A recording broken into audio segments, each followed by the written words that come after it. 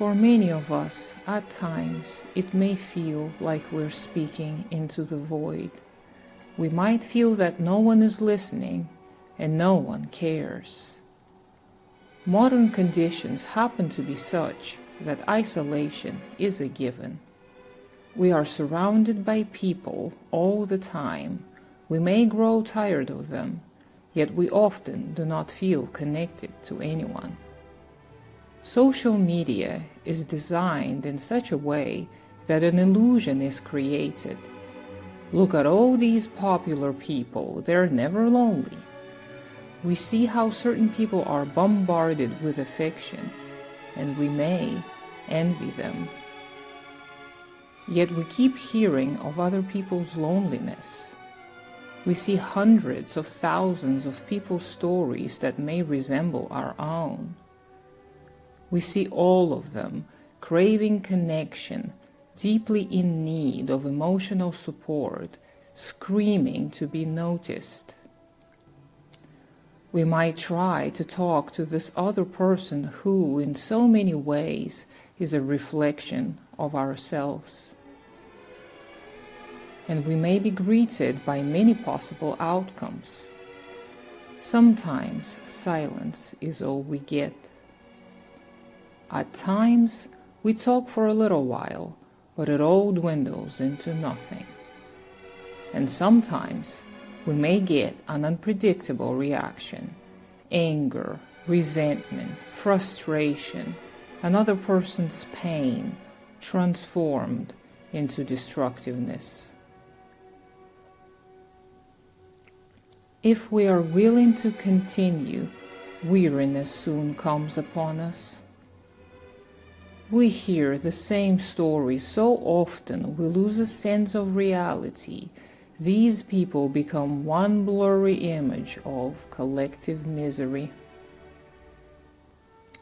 We may think that perhaps humanity is doomed to such an existence that the nature of our actual selves is to blame.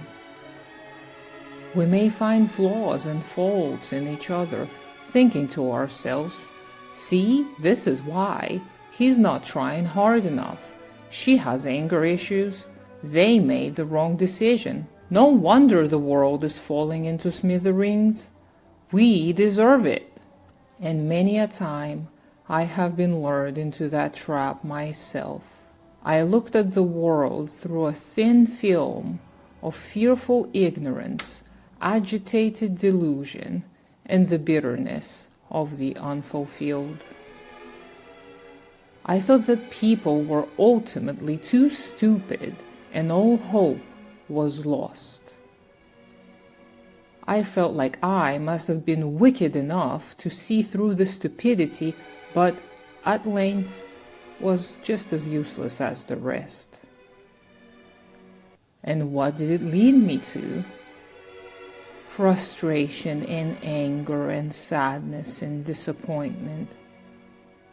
I saw those every day in so many people. I used to want to hide away from them. I used to try and run away from it all. I would literally close my ears and not listen to other people's complaints. I used to turn away when I saw others fighting, others screaming, others in pain. I resisted to pay attention to evil. I wished so hard it didn't exist. I laughed at and belittled many human struggles.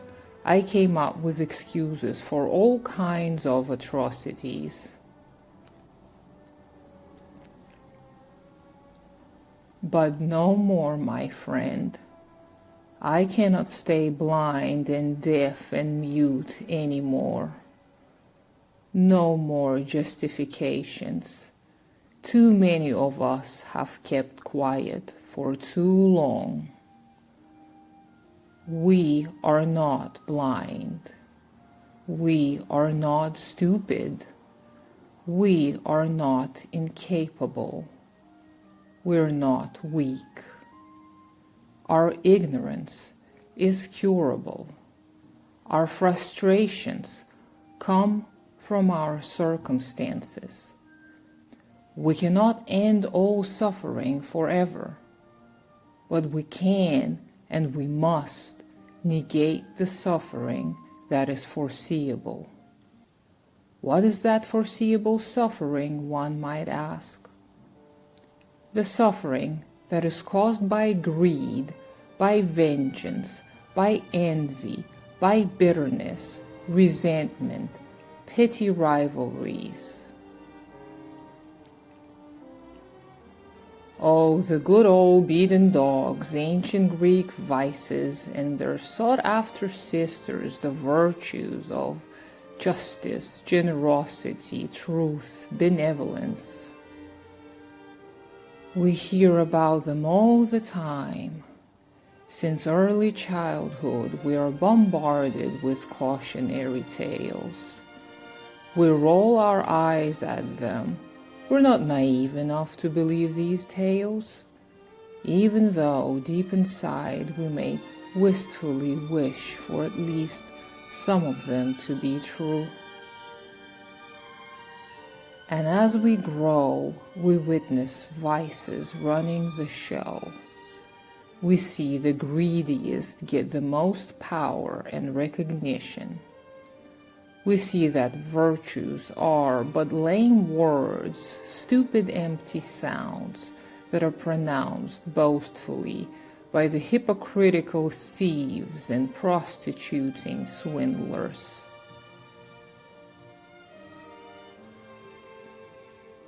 We may succumb to the temptation of the capital, run after the golden calf, stars in our eyes, passion tearing at our hearts. Succeed we or not, emptiness awaits us, and fruitless fury of unfulfilled wishes. No true glory can come through thievery and knavery. No kindness lurks behind the vacant eyes of fornicators. Friendship, love, compassion, all become ad words, generating that sweet, sweet cash revenue. If you are lucky, your loved ones only will see your desolate anger. If not, you may become a laughingstock of the masses. Entangled in the piles of false feelings, wrought by a despairing longing for connection and understanding, we blow up. Anyone can become a target for our frenzy. Strangers on the internet, good-for-nothing co-workers, lazy spouses, ungrateful children. Greater and greater becomes the gap between ourselves and the rest of humankind. And at times you may feel that all strength has abandoned you. You may feel as if your soul has been wrung dry. You have howled into the emptiness for too long. Lift up your exhausted, swollen eyes, my dear comrade. Look into the bright blue sky. Feel the warmth of the sun on your pale, beaten face. Feel the air moving, caressing your cold skin. Hear the whisper of the past generations. The road is arduous, the trials seem unending. Grief, loss, pain await us at every turn. Lies, betrayals, twisting of our core beliefs and values may feel unbearable.